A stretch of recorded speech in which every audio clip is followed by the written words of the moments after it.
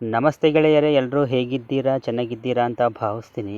ನವರಸ ನಾಯಕ ಜಗ್ಗೇಶ್ ರವರು official ರೀಮೇಕ್ಗಿಂತ unofficial remake ಸಿನಿಮಾಗಳನ್ನೇ ಜಾಸ್ತಿ ಮಾಡಿದ್ದಾರೆ ಅಂತ ಅನಿಸುತ್ತೆ. ನನ್ನ ಹಿಂದಿನ ವಿಡಿಯೋದಲ್ಲಿ ನೀವು ನೋಡಿ ಇರ್ತೀರ, ಭಾಷಾ ಸಿನಿಮಾನ ಸೋಮ ಅಂತ ಯಾವ ಥರ ಅನ್ಅಫಿಷಿಯಲ್ ಆಗಿ ರೀಮೇಕ್ ಮಾಡಿದರು ಅಂತ.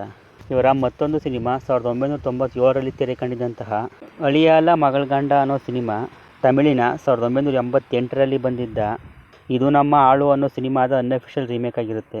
ನಂತರ ಇದೇ ಸಿನಿಮಾನ 2006ರಲ್ಲಿ ರವಿಚಂದ್ರನ್ ರವರು ರವಿಶಾಸ್ತ್ರಿ ಅಂತ ಅಫಿಷಿಯಲ್ ಆಗಿ ರೀಮೇಕ್ ಮಾಡಿರ್ತಾರೆ. ಗೆಳೆಯರೇ, ಈಗ ವಿಕಿಪೀಡಿಯಾ ಚೆಕ್ ಮಾಡಿದ್ರು ಅಳಿಯಾಲ ಮಗಳ ಗಂಡ ಹಾಗೂ ರವಿಶಾಸ್ತ್ರಿ ಸಿನಿಮಾಗಳು ಇದು ನಮ್ಮ ಆಳು ಅನ್ನೋ ತಮಿಳು ಸಿನಿಮಾದ ಅಫಿಷಿಯಲ್ ರೀಮೇಕ್ ಅಂತಾನೆ ತೋರಿಸುತ್ತೆ. ಆದರೆ ನಾನು 3 ಸಿನಿಮಾವನ್ನು ನೋಡಿದೆ. ರವಿಚಂದ್ರನ್ ರವರ ರವಿಶಾಸ್ತ್ರಿ ಅನ್ನೋ ಸಿನಿಮಾ ತಮಿಳಿನಲ್ಲಿ ಹೇಗಿದೆ ಹಾಗೇ ಇದೆ. ಒಂದೊಂದು ಸೀನ್ಗಳು, ಡೈಲಾಗ್ಗಳು ಎಲ್ಲ ಒಂದೇ ಥರ ಇದೆ. ಆದರೆ ಜಗ್ಗೇಶ್ ಅವರ ಸಿನಿಮಾದಲ್ಲಿ ಮಾತ್ರ ಮೇನ್ ಸ್ಟೋರಿ ಲೈನನ್ನು ತಗೊಂಡು ಸ್ಕ್ರೀನ್ ಪ್ಲೇನಲ್ಲಿ ತುಂಬಾ ಚೇಂಜ್ ಮಾಡಿದ್ದಾರೆ. ನನಗನ್ಸೋ ಪ್ರಕಾರ ಇವರು ಸೋಮ ಥರಾನೇ ಅನ್ಅಫಿಷಿಯಲ್ ಆಗಿ ಈ ಸಿನಿಮಾನು ಕೂಡ ರೀಮೇಕ್ ಮಾಡಿದ್ದಾರೆ. ಈ ವಿಷಯ ಒರಿಜಿನಲ್ ಸಿನಿಮಾ ಮೇಕರ್ಗೆ ಗೊತ್ತಾಗಿದೆ. ಅವರು ಇದನ್ನು ವಿರೋಧ ಮಾಡಿದಾಗ ಇದರ ರೀಮೇಕ್ ರೇಟ್ಸನ್ನು ತಗೊಂಡಿದ್ದಾರೆ ಅಂತ ಅನಿಸುತ್ತೆ. ಈ ಆಲೋಚನೆ ನನಗೆ ಯಾಕೆ ಬಂತು ಅಂತಂದರೆ, ನಮ್ಮ ಕನ್ನಡದ ಓಂ ಸಿನಿಮಾನ ಅಫಿಷಿಯಲ್ ಆಗಿ ರೀಮೇಕ್ ರೇಟ್ಸ್ ತಗೊಳ್ಳದೆ ಹಿಂದಿಯಲ್ಲಿ ಅರ್ಜುನ್ ಪಂಡಿತ್ ಅಂತ ಒಂದು ಸಿನಿಮಾನ ಮಾಡಿರ್ತಾರೆ. ಅದು ಓಂ ಸಿನಿಮಾಗೆ ಹೋಲಿಕೆ ಆಗ್ತಿರುತ್ತೆ. ಈ ವಿಷಯ ಪಾರ್ವತಮ್ಮನವರಿಗೆ ಗೊತ್ತಾದಾಗ ಅದನ್ನು ವಿರೋಧ ಮಾಡ್ರಂತೆ. ಆಗ ಹಿಂದಿ ಸಿನಿಮಾದ ಪ್ರೊಡ್ಯೂಸರ್ ಓಂ ಸಿನಿಮಾದ ಅಫಿಷಿಯಲ್ ರೀಮೇಕ್ ರೇಟ್ಸನ್ನು ತಗೊಂಡ್ರಂತೆ. ಇದೇ ಥರ ಈ ಸಿನಿಮಾದಲ್ಲೂ ಕೂಡ ಆಗಿದೆ ಅನ್ನೋದು ನನ್ನ ಅನಿಸಿಕೆ. ಹಾಗಾಗಿಯೇ ಜಗ್ಗೇಶ್ ರವರ ಸಿನಿಮಾದಲ್ಲಿ ಬದಲಾವಣೆ ಕಾಣುತ್ತೆ. ಆಮೇಲೆ ಇನ್ನೊಂದು, ಸೋಮ ಸಿನಿಮಾವನ್ನು ನಿರ್ದೇಶನ ಮಾಡಿದಂತಹ ವೈ ಯೇಸುದಾಸ್ ಅವರೇ ಈ ಸಿನಿಮಾವನ್ನು ಕೂಡ ನಿರ್ದೇಶನ ಮಾಡಿದರು. ಸರಿ, ಬನ್ನಿ ಈಗ ಈ ವಿಡಿಯೋದಲ್ಲಿ ರವಿಶಾಸ್ತ್ರಿ ಹಾಗೂ ಅಳಿಯಾಲ ಮಗಳ ಗಂಡ ಸಿನಿಮಾಗಳು ಒಂದೇ ಥರ ಇರೋದನ್ನು ತಿಳಿಸ್ಕೊಡ್ತೀನಿ. ರವಿಶಾಸ್ತ್ರಿ ಸಿನಿಮಾದಲ್ಲಿ ಹೀರೋ ಎಜುಕೇಟೆಡ್ ಆಗಿರ್ತಾನೆ, ಹಾಗೆ ಜಗ್ಗೇಶ್ ಅವರ ಸಿನಿಮಾದಲ್ಲೂ ಕೂಡ ಹೀರೋ ಎಜುಕೇಟೆಡ್ ಆಗಿರ್ತಾನೆ. ನೀನು ಎಜುಕೇಟೆಡಾ? BA sir. ಗಣೇಶಪ್ಪ, ಇವತ್ತು ನಾನು ಹೋಗೋ ಕೆಲಸ ಸಕ್ಸಸ್ ಮಾಡ್ಸಪ್ಪ. ಜಗ್ಗೇಶ್ ಅವರ ಸಿನಿಮಾದಲ್ಲಿ ಹೀರೋ ಒಬ್ಬ ಅನಾಥನಾಗಿರ್ತಾನೆ. ಎತ್ತ ತಾಯಿ ಮಗುವಿದ್ದಾಗಲೇ ಬೀದಿಲಿ ಬಿಟ್ಟು ಹೋಗಿರ್ತಾಳೆ. ಆ ಮಗುನ ಆ ಊರಿನ ಒಬ್ಬ ದಾಸೆ ಎತ್ಕೊಂಡು ಸಾಕಿ ಬೆಳೆಸಿರ್ತಾನೆ. ಮುಂದೆ ಆ ಮಗುವೇ ಹೀರೋ ಆಗೋದು. ಆದರೆ ರವಿಚಂದ್ರನ್ ರವರ ಸಿನಿಮಾದಲ್ಲಿ ಹೀರೋ ಒಬ್ಬ ಅನಾಥನಾಗಿರಲ್ಲ, ತಂದೆ ತಾಯಿ ಇಬ್ಬರು ಕೂಡ ಇರ್ತಾರೆ. ಹೀರೋ ಮನೆಯವರು ಕೀಳ್ಜಾತಿಯವರಾಗಿ ಸಿನಿಮಾದಲ್ಲಿ ತೋರಿಸಿದ್ದಾರೆ. ಜಗ್ಗೇಶ್ ಅವರ ಸಿನಿಮಾದಲ್ಲಿ ಹೀರೋ ಕೆಲಸ ಹುಡ್ಕೊಂಡು ಊರು ಬಿಟ್ಟು ಬರ್ತಾನೆ. ರವಿಚಂದ್ರನ್ ಅವರ ಸಿನಿಮಾದಲ್ಲಿ ತಾಯಿಯ ಕಣ್ಣು ಆಪರೇಷನ್ ಮಾಡಬೇಕಾಗಿರುತ್ತೆ. ಅದಕ್ಕೆ 20,000 ಹಣ ಬೇಕಾಗಿರುತ್ತೆ. ಅದಕ್ಕಾಗಿ ಸಂಪಾದನೆ ಮಾಡೋಕೆ ಅಂದ್ಕೊಂಡು ಹೀರೋ ಊರು ಬಿಟ್ಟು ಬರ್ತಾನೆ. ಡಾಕ್ಟ್ರ್ ಹೇಳವ್ರೆ, ಇನ್ನು 6 ತಿಂಗಳಲ್ಲಿ ಆಪರೇಷನ್ ಮಾಡಿಸ್ದೆ ಹೋದ್ರೆ ನಿಮ್ಮ ಅವನ ಕಣ್ಣೆ ಹೊಂಟೋಯ್ತಾ ಬಂತೆ. 2 ಸಿನಿಮಾದಲ್ಲೂ ಹೀರೋ ಕೆಲಸ ಹುಡ್ಕೊಂಡೇ ಊರು ಬಿಟ್ಟು ಬರೋದು. ಜಗ್ಗೇಶ್ ಅವರ ಸಿನಿಮಾದಲ್ಲಿ ಕೆಲಸ ಅರಸಿ ಬಂದ ಹೀರೋ ಬ್ಯಾಂಕ್ ಜನಾರ್ದನ್ ಅವರ ಕೈಯಲ್ಲಿ ಸಿಕ್ಕಿಬೀಳ್ತಾನೆ. ಆಗ ಬ್ಯಾಂಕ್ ಜನಾರ್ದನ್ ಜಗ್ಗೇಶ್ಗೆ ಬ್ರಾಹ್ಮಣ್ಯವನ್ನು ಕೊಟ್ಟು ಇವನು ಬ್ರಾಹ್ಮಣ ಅಂತ ಸುಳ್ಳಿ ಹೇಳಿ ಒಬ್ಬ ದೀಕ್ಷಿತರ ಮನೆಗೆ ಕರ್ಕೊಂಡು ಹೋಗ್ತಾನೆ. ಆದರೆ ರವಿಚಂದ್ರನ್ ಅವರ ಸಿನಿಮಾದಲ್ಲಿ ಕೆಲಸ ಅರಸಿ ಬಂದಂತಹ ಹೀರೋ ನೇರವಾಗಿ ದೊಡ್ಡಣ್ಣನ ಬಳಿ ಬರ್ತಾನೆ. ದೊಡ್ಡಣ್ಣನ ಹತ್ರ ಬಂದು ಯಾವುದಾದ್ರೂ ಕೆಲಸ ಕೊಡಿ ಅಂತ ಕೇಳಿದಾಗ ಜನವಾರ ಕಟ್ಕೊಂಡು ವಿಭೂತಿ ಹಾಕ್ಕೊಂಡು ಬ್ರಾಹ್ಮಣ ವೇಷದಲ್ಲಿ ಅಗ್ರಹಾರದಲ್ಲಿ ಚಕ್ಲಿ ಪಟ್ಟು ವ್ಯಾಪಾರ ಮಾಡುವಂತ ಹೇಳಿದಾಗ ಹೀರೋ ಅದನ್ನು ಒಪ್ಪಲ್ಲ. ನಂತರ ಬೇರೆ ವಿಧಿ ಇಲ್ಲದೆ ಕಲ್ಯಾಣಿಯಲ್ಲಿ ಸ್ನಾನ ಮಾಡಿ ಬ್ರಾಹ್ಮಣನ ವೇಷ ಹಾಕ್ತಾನೆ ಹೀರೋ. ಆಗ ಬೇರೆ ಬ್ರಾಹ್ಮಣರು ದೀಕ್ಷಿತರ ಮನೆಯಲ್ಲಿ ಇವತ್ತು ಹೋಮ ಇದೆ, ಆ ಪೂಜೆಗೆ ನೀನು ಬಂದರೆ 100 ರೂಪಾಯಿ ಕೊಡ್ತೀವಿ ಅಂತ ಹೇಳಿ ದೀಕ್ಷಿತರ ಮನೆಗೆ ಕರ್ಕೊಂಡು ಹೋಗ್ತಾರೆ. ಇಲ್ಲಿ ಹೀರೋ ದೀಕ್ಷಿತರ ಮನೆಗೆ ಹೋಗೋದನ್ನು ತಮಿಳು ಸಿನಿಮಾದಲ್ಲೂ ಇದೇ ಥರ ತೋರಿಸಿದ್ದಾರೆ.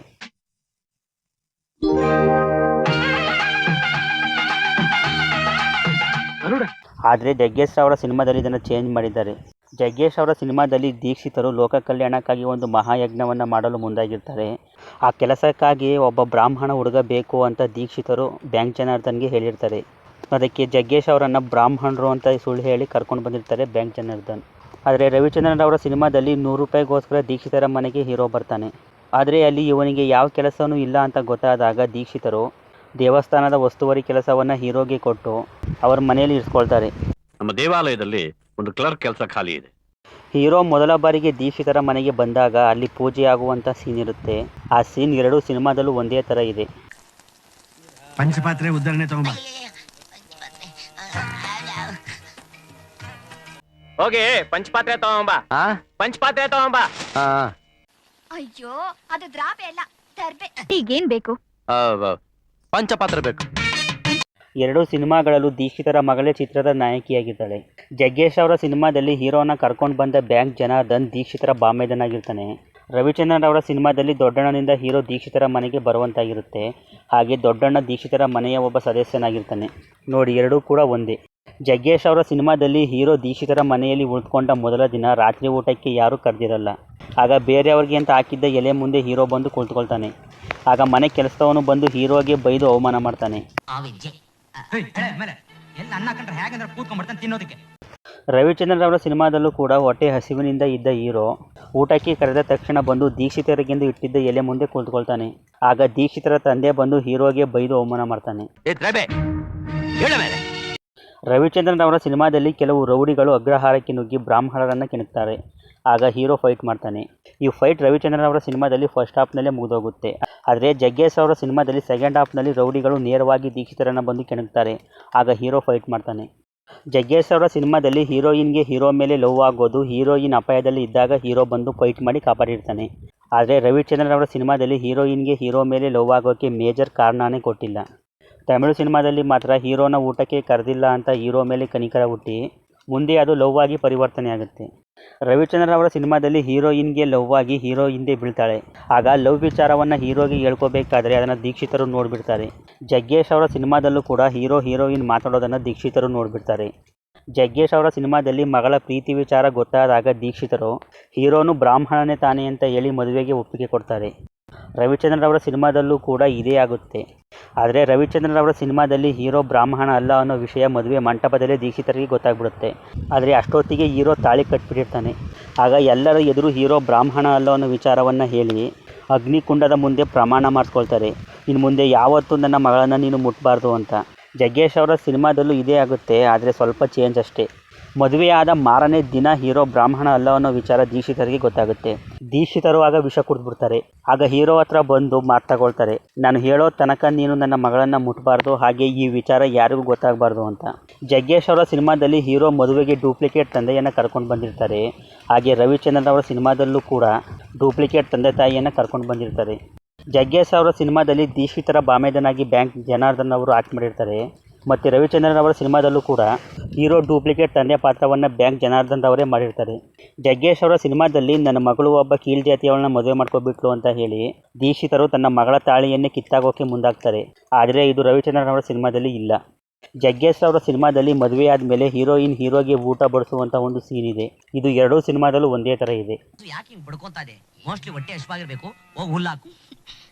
ಅದು ಬಡ್ಕೋತಾ ಇರೋದು ಅದಕ್ಕಲ್ಲ. ಹಸು ಹೇಗೆ ಅರ್ಚುತ್ತೆ? ಅಂಬಾ ಅಂತ ಅರ್ಚುತ್ತೆ. ಯಾಕೆ ಹಂಗ ಅರ್ಚುತ್ತೆ? ಅದಕ್ಕೆ ಹೊಟ್ಟೆ ಹಸ್ತಿರ್ಬೇಕು, ಅದಕ್ಕೆ ಹಂಗ ಅರ್ಚುತ್ತೆ. ಗೆಳೆಯರೆ, ತಮಿಳಿನ ಇದು ನಮ್ಮ ಆಳು ಅನ್ನೋ ಸಿನಿಮಾದಲ್ಲಿ ಆ ಕಾಲದಲ್ಲಿ ಜಾತಿ ಪದ್ಧತಿ ಹೇಗಿತ್ತು ಅನ್ನೋದರ ಎಳೆಯನ್ನು ಇಟ್ಕೊಂಡು ಅದಕ್ಕೆ ಒಂದಿಷ್ಟು ಕಾಮಿಡಿ ಸೇರಿಸಿ ಎಂಟರ್ಟೈನ್ಮೆಂಟ್ ಜೊತೆಗೆ ಒಂದೊಳ್ಳೆ ಸಂದೇಶವನ್ನು ಕೊಟ್ಟಿದ್ದ ಸಿನಿಮಾ. ಈ ಸಿನಿಮಾದ ಕಥೆ ಎಳೆ ಇಟ್ಕೊಂಡು 1997ರಲ್ಲಿ ಜಗ್ಗೇಶ್ ರವರು ಅಳಿಯ ಅಲ್ಲ ಮಗಳ ಗಂಡ ಅಂತ ಸಿನಿಮಾನ ಮಾಡಿದರು. ಆದರೆ ಈ ಸಿನಿಮಾದಲ್ಲಿ ಡೈರೆಕ್ಟರ್ ತುಂಬಾ ಚೇಂಜ್ ಮಾಡಿದರು. ಇದು ಸಿನಿಮಾಗೆ ಅಷ್ಟು ಕನೆಕ್ಟ್ ಆಗಲಿಲ್ಲ. ಒಂದೊಳ್ಳೆ ವಿಚಾರ ಸಿನಿಮಾದಲ್ಲಿ ಇದ್ದರೂ ಕೂಡ ಸಿನಿಮಾ ನಮಗೆ ರುಚಿಸಲ್ಲ. ಆದರೆ 2006ರಲ್ಲಿ ರವಿಚಂದ್ರನ್ ಅವರು ಈ ಸಿನಿಮಾವನ್ನು ಮತ್ತೆ ರೀಮೇಕ್ ಮಾಡಿದಾಗ ತಮಿಳಿನಲ್ಲಿ ಹೇಗಿರುತ್ತೋ ಅದೇ ರೀತಿ ಡೈರೆಕ್ಟರ್ ಕನ್ನಡದಲ್ಲಿ ತೋರಿಸಿರ್ತಾರೆ. ಹಾಗಾಗಿ ರವಿಚಂದ್ರನ್ ಅವರ ಸಿನಿಮಾ ಚೆನ್ನಾಗಿ ಮೂಡಿ ಬಂದಿರುತ್ತೆ. ಗೆಳೆಯರೆ, ಈ ಸಿನಿಮಾನ 2ನೇ ಬಾರಿ ರೀಮೇಕ್ ಮಾಡೋದು ತಪ್ಪಲ್ಲ ನನ್ನ ಪ್ರಕಾರ. ಯಾಕೆಂದರೆ ಈ ಸಿನಿಮಾದಲ್ಲಿ ಇದ್ದ ಕಥೆ ಆ ಕಾಲಕ್ಕೆ ತುಂಬಾ ಅನಿವಾರ್ಯವಾದದ್ದು. ಅದು ಸರಿಯಾದ ರೀತಿಯಲ್ಲಿ ಜನಗಳಿಗೆ ತಲುಪಿದರೆ ಒಳ್ಳೆ ಸಂದೇಶ ಕೊಟ್ಟಂಗೆ ಆಗ್ತಾಯಿತ್ತು. ಆದರೆ ಅದನ್ನು ಜಗ್ಗೇಶ್ ಅವರ ಸಿನಿಮಾದಲ್ಲಿ ಸರಿಯಾದ ರೀತಿಯಲ್ಲಿ ತೋರಿಸಿರಲಿಲ್ಲ. ಆ ಕಾಲದಲ್ಲಿ ರೀಮೇಕ್ ಕಾಪಿ ಅನ್ನೋದೆಲ್ಲ ಮ್ಯಾಟ್ರ್ ಆಗ್ತಾ ಇರಲಿಲ್ಲ. ಒಂದೊಳ್ಳೆ ಸಿನಿಮಾ ಬೇಕಾಗಿತ್ತು ಅಷ್ಟೇ. ಅದನ್ನು ರವಿಚಂದ್ರನ್ ಅವರು ಮತ್ತೆ ರೀಮೇಕ್ ಮಾಡಿ ಒಂದೊಳ್ಳೆ ಸಿನಿಮಾವನ್ನು ಕೊಟ್ಟಿದ್ದಾರೆ. ನೋಡೋಲ್ಲ ಗೆಳೆಯರೆ, ಇವತ್ತಿನ ವಿಡಿಯೋ ಇಷ್ಟ ಆಗಿ ಒಂದು ಲೈಕ್ ಮಾಡಿ. ಇವೆರಡು ಸಿನಿಮಾಗಳ ಬಗ್ಗೆ ನಿಮ್ಮ ಅನಿಸಿಕೆ ಅಭಿಪ್ರಾಯವನ್ನು ಕಮೆಂಟ್ ಮಾಡಿ ತಿಳಿಸ್ಕೊಡಿ. ಇದೇ ಥರ ವಿಡಿಯೋಗಳಿಗಾಗಿ ನನ್ನ ಚಾನಲ್ ಸಬ್ಸ್ಕ್ರೈಬ್ ಮಾಡ್ಕೊಳ್ಳಿ. ಫೇಸ್ಬುಕ್ನಲ್ಲಿ ಫಾಲೋ ಮಾಡೋದನ್ನು ಮರಿಬೇಡಿ. ಸಿಗೋಣ ಮುಂದಿನ ವಿಡಿಯೋದಲ್ಲಿ. ಬಾಯ್.